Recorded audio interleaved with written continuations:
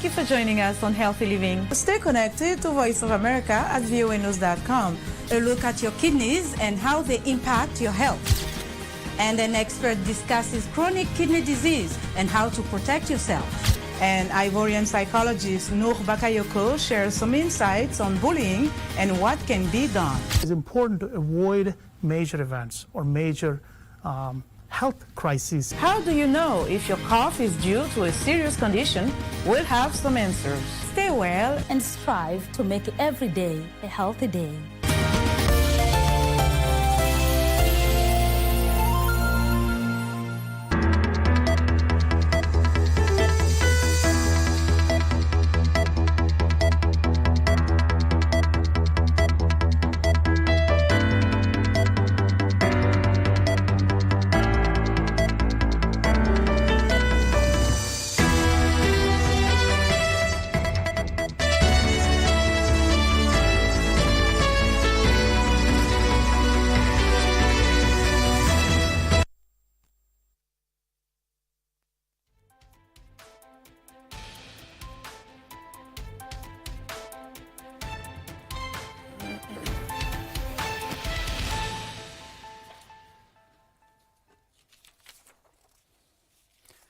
Good afternoon and welcome, and many thanks for choosing KBC Lunchtime News on this 5th day of the first month of the new year 2025. Thank you so much indeed. My name is Njue. Lensa Odingo is my colleague handling the sign language interpretation. Straight to the news, we begin in Machakos County, where political leaders from the county are calling on the government to devolve the functions of the Social Health Authority to counties. Speaking at a burial ceremony in Kathome area of Machakos County, the leaders led by the County Deputy Governor Francis Mwangangi blamed financial challenges and lack of sufficient workforce experienced at County Hospital on the failure to fully devolve health functions. The leaders also urged Kenyan youth to address important national issues with decorum to avoid abductions.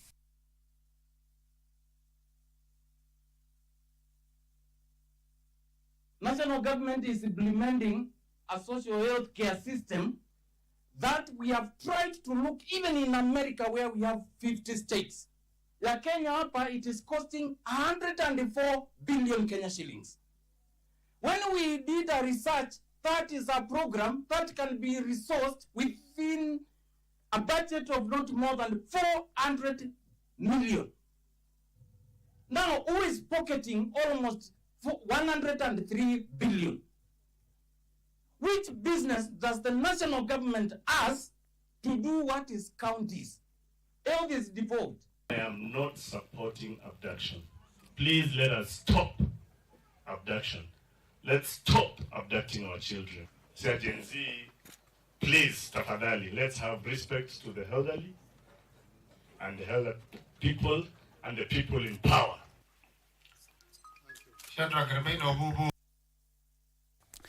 In politics, the public spark between National Assembly Speaker Moses Wetangula, Trans Nzoia Governor George Natembeya, and National Assembly Majority Leader Kimani Ichung'wah on Friday during the burial ceremony for Mama Anna Wetangula continues to elicit mixed reactions, with a section of ward representatives from Kakamega County Assembly accusing Natembeya of disrespecting top leadership in the region. The reps claim Natembeya continues to be on a warpath with Wetangula and Prime Cabinet Secretary Musalia Mudavadi. But a section of youth in the county supported Natembeya's stance on alleged abductions, vowing to back him for championing the cause of young people.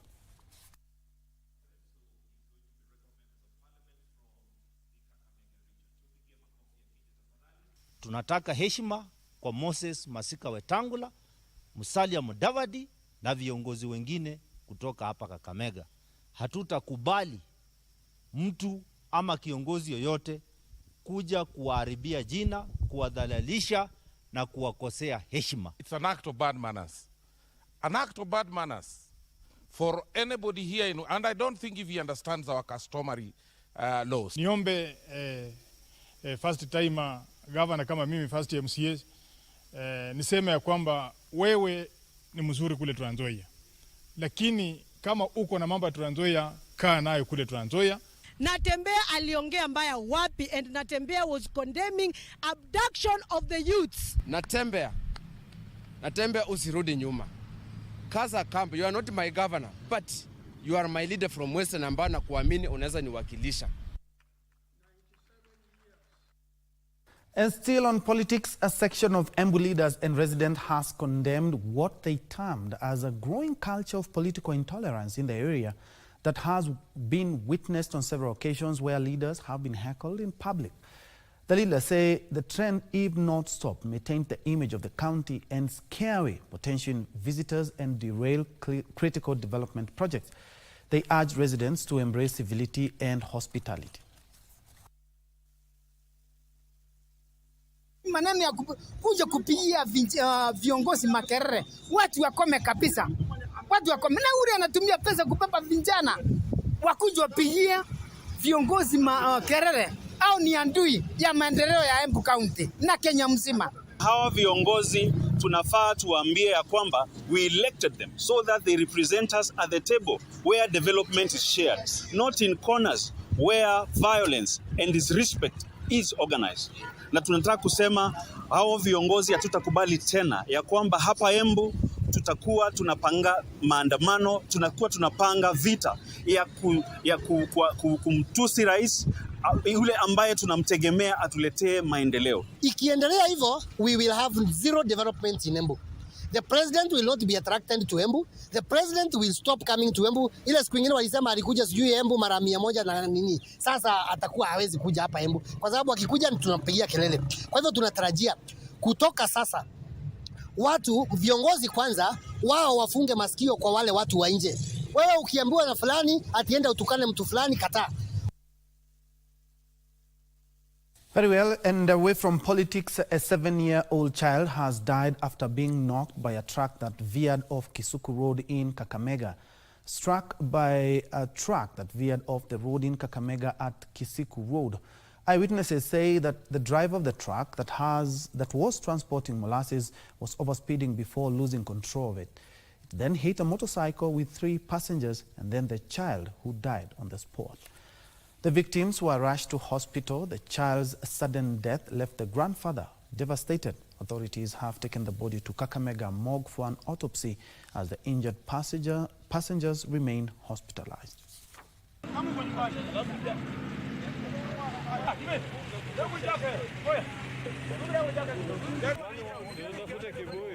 Sasa nilikuwa tu nyumbani nimeketi, ndio kufikia saa 8:30 napigiwa simu kwamba kuna gari ya molasses imeanguka kwa barabara. Tulia kidogo kujaribu kuulizia, naambiwa ni mtoto ambaye ni mjukuu wangu wa msichana ambaye mama yake huishi mbali. Mimi ndio nakaa naye, mimi ndio namshughulikia upande wa chakula na upande ya shule. Sasa imenihuzunisha sana. Aligonga watu wa pikipiki walikuwa 3, mama plus na watoto 2 na dereva. Wote walikimbizwa hospitali, lakini dereva hakutaka alijaribu kutengeneza breki yake ikashindikana. Kuna mtoto alikuwa na cross anatoka upande wa kushoto akikuja upande wa huku. Sasa venye alikuwa na cross upande wa huku, dereva alijaribu kuhepa huyo mtoto, lakini alishukania amemfinya na hiyo gari. Tuangalifu sana kwa sababu huyu mtoto bila shaka ambaye ameaga dunia ni mtoto ambaye tulikuwa tunatarajia kwamba ni kizazi cha kesho, kiongozi wa kesho. Kama unajua unahisi usingizi ama umechoka, weka gari lako kando, lala, pumzika, alafu endelea na safari yako. Na niko sure huyu jamaa alikuwa analala ndo aka lose control ndo akasababisha hiyo ajali. Elsewhere, police officers and local administration in Digoini, the Kiambu County, are searching for a herder who is suspected of stealing and slaughtering 22 cows belonging to his employer and dumping the cow hides and hooves in Kijabe Forest, Lari constituency. Gede Nganga, the owner of the cow, said he launched a thorough search for his animals only to find gunny bags containing carcasses in the forest. Residents have called on security personnel to tighten surveillance in the area and curb rampant livestock thefts.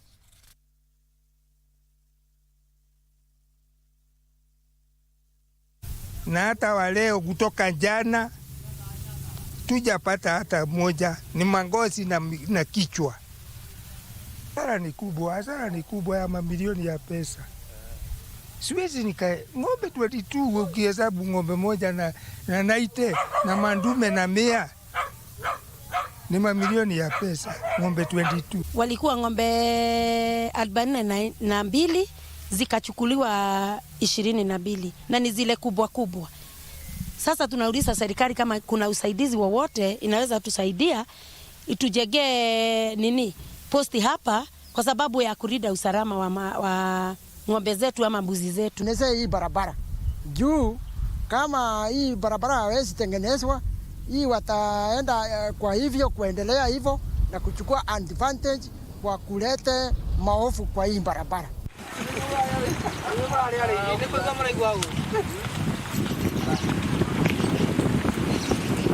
From that, as schools prepare for the first term of 2025, starting Monday, parents from Milalulu in Galole constituency of Tana River County have decried the sorry state of primary school classrooms. The deplorable state of classrooms is said to have hard education outcomes in the region. The parents urge the government to ensure learners are in a conducive environment at all times.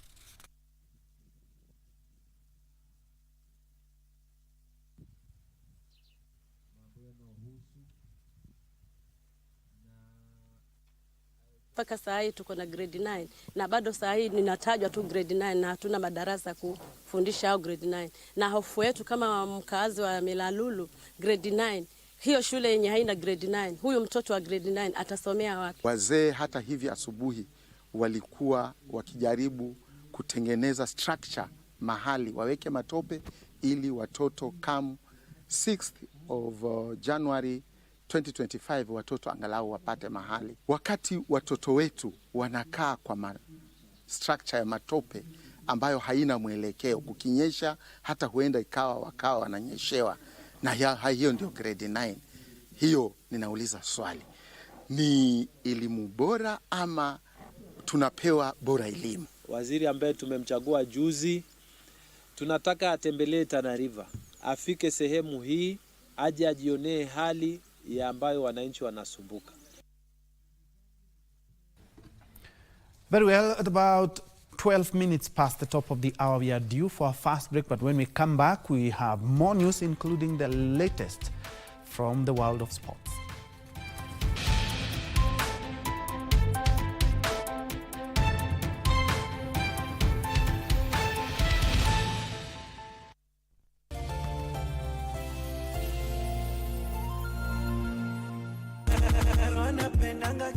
My name is DJ D, and on the ones and twos is DJ Leo. We bring you the best of African entertainment.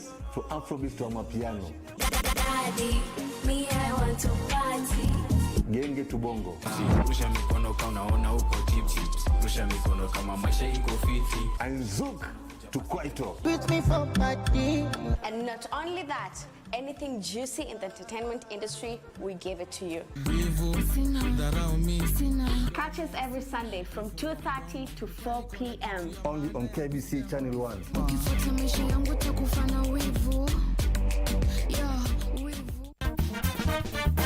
Happy New Year. It is very important to reflect not just on the year, but even on daily basis. You know, every time you do something, it's always good to reflect on, it's like taking audit. Now, there's one difference between hoping and there's another when you intentionally put in place mechanisms to ensure that you're able to achieve what you set out to do during this year. To achieve everything.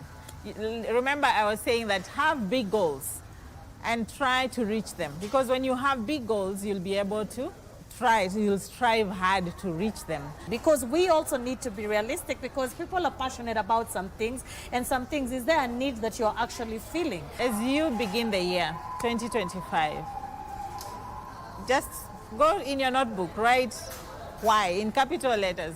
What is my big why of life? What is my big why of everything that I'm doing?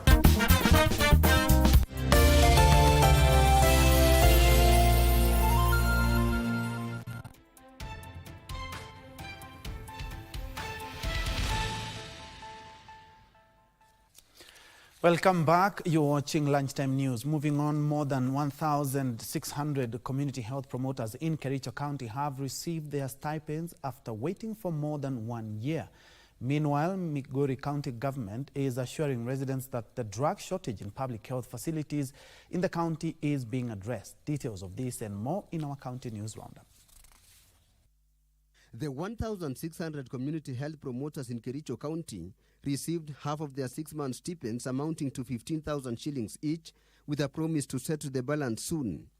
33 million Kenya shillings, which was supposed to be dispatched as part of payment of the arrears for the $500 million, which is a billion of 6 months, have already prepaid into the individual accounts as we speak now.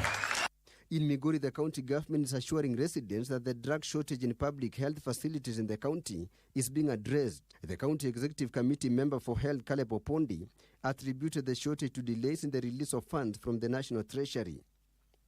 We have pharmaceutical products brought to our department for use. There are things which are consumed, both pharmaceutical and non-pharmaceutical products. We can't say that at per se we don't have them in our facilities. We have them. In the neighboring Homa Bay County, plans are underway to establish public sanitation facilities along the shores of Lake Victoria to curb the escalating water pollution said to be caused by open defecation. Find that there is serious violation, then of course we report to the responsible agencies to also make sure that they take care of those who are actually polluting our environment. Still on health, mental health experts have decried the rising cases of mental disorders, suicide and femicide in learning institutions, and urged the government to integrate mental health lessons in the national curriculum. We already have the targeted centers that can make a very big difference. That is the learning centers. All learning institutions, beginning from the lowest level to the highest level, basic counseling and mental health skills must be taught. And people must be held accountable, and especially where things don't go right. So we also need reinforcers, implementers, and we need serious monitoring and evaluation of this curricula that we call life skills and mental health for those universities or colleges that have. Elsewhere, a section of religious leaders from Makueni County has condemned reported incidents of human rights violation in the country. Tunasononeka mioni mwetu tunapoangalia news na kile unaona tu ni vifo, watoto kupotea, watoto kufa, tunaumia katika mioyo yetu. Kwa hivyo hata kama si wa siasa hatuwezi kukosa kusema. Finally, residents of Kilera area in Gembe North Sub-County, Meru County, are lamenting the invasion of their farms by the marauding elephants. Sisi kama wakaaji hapa hatuna hata fia kulipia watoto, hatuna chochote, hata chakula hakuna, mvua imekataa kunyesha, hatujui watoto warudi shule namna gani. Kwa hivyo tunaomba serikali yetu tukufu itufanyie vindia, na sio ule msawa anatufanyia, kwa sababu kama last season walikuja watu waandikisha mashamba, watu wakaandikisha wala mashamba yao yameguliwa na ndovu, tukaambia tutalipa lakini hatuyalipwa. In other news, police officers from Kirugwea Police Station in Kirinyaga County gathered for their delayed end-year party that did not take place as the men in uniform prioritized public safety during the festive season. Speaking at the event attended by top county police officials and community leaders, Andrew Naibei, Kirinyaga County Police boss, thanked the business community for their collaboration, saying it has helped bridge some gaps, and urged Kirugwea residents to also emulate the gesture and seek services from the local police. Kirugwea Police Station OCPD John Torori stressed the importance of professionalism among police officers. Wananchi pia nyinyi information patiana information, mkipatiana information hiyo small hiyo cases ziko tutamaliza. Vile magistrate amesema cases mingi ziko hapa ni shamba na succession, na hiyo ina take process, cause once mkimalizana kotini mtumie sisi eviction order, inarudi kwa sub county kwanza waangalie, wakuja waangalie, ikipande ikuje kwetu pia. Sisi kama hatuwezi, tuna escalate inaenda juu. Tukishikana sisi wote vile na ile vitengo ambaye nimetambua hapa mbele, hakuna makosa itakuwa kwa jamii yetu. Hakuna muovu ataingia kutoka nje. Tutakuwa tumeshikana, kama ni information tupeane information, kama ni security answer security kutoka nyumbani kwako. Now, the National Nuclear Regulatory Authority and the Kenya Space Agency conducted an environmental damage assessment and collected evidence from the site at Mukuku village in Makueni County, where a fragment of a space object landed earlier this week. Residents have been urged to remain patient as the object continues to be analyzed. The Kenya Space Agency said the metallic ring, measuring approximately 2.5 meters in diameter and weighing about 500 kilograms, could be a separation ring from a rocket. We are just saying direction this year. So yesterday we visited the object where it is secured, just to confirm if there is any elevated levels of radiation.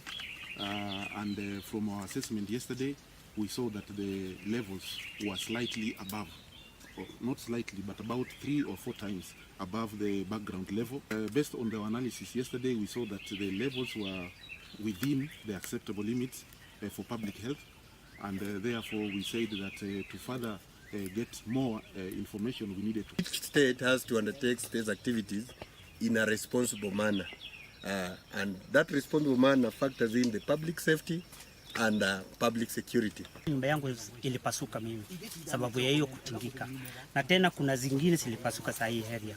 Kuna ng'ombe zilipotea, zile zilikuwa zinakula hapa, hata ingine sasa iko kwa nyumba ni kama iliumia mkuu.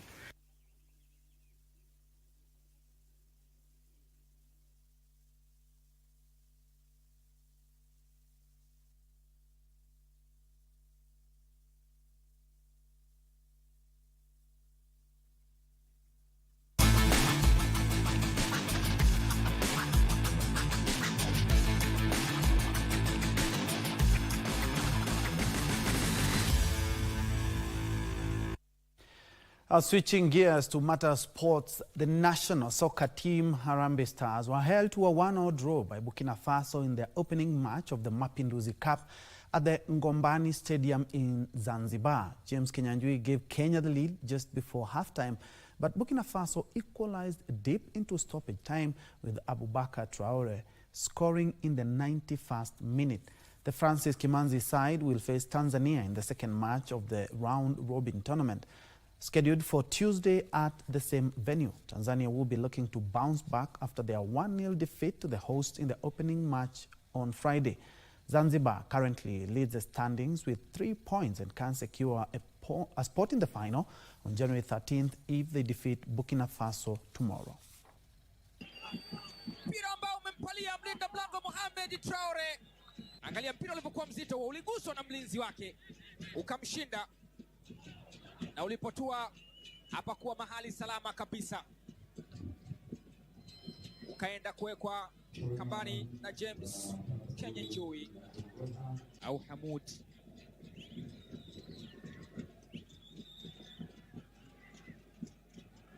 Nafasi nzuri na anaandika bao la kusawazisha Burkina Faso. Yule ambaye aliwajaribu mara kadhaa Abubakar Traore ndio ambaye anakwenda kuiondoa. Ilivyokuwa iliwekwa cross, walinzi wakajisahau na pasi nzuri na anaandika bao la kusawazisha Burkina Faso. Yule ambaye aliwajaribu mara kadhaa Abubakar Traore ndio ambaye anakwenda kuiondoa. Ilivyokuwa iliwekwa cross, walinzi wakajisahau na akaenda kugaragara na kupiga kichwa kile cha kuruka. Abubakar Traore walikuwa wapi?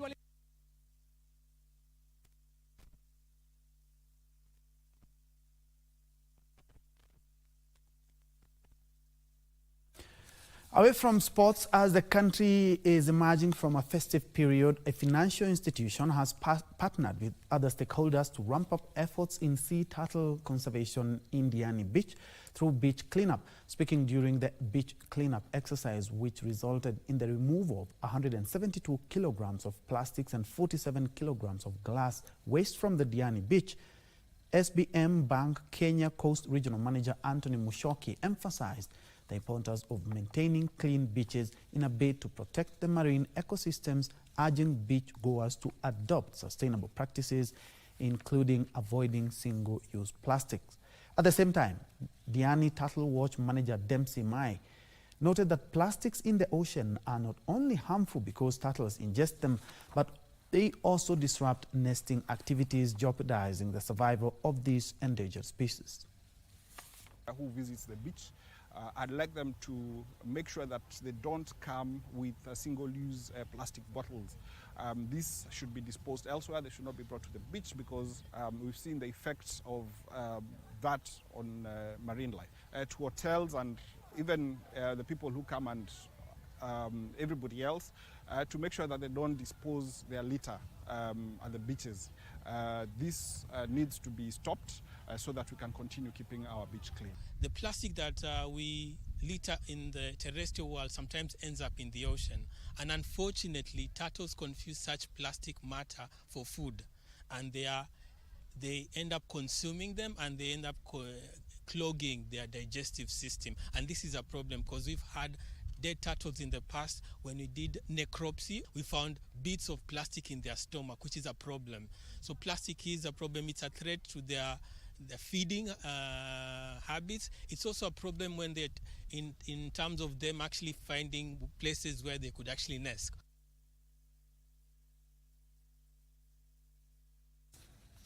Very well, and on that marine conservation note, we have come to the end of KBC Lunchtime News on this Sunday afternoon. Many thanks for joining us on behalf of everyone who has made this broadcast a success, including my sign language interpreter Lensa Odingo. My name is Njue.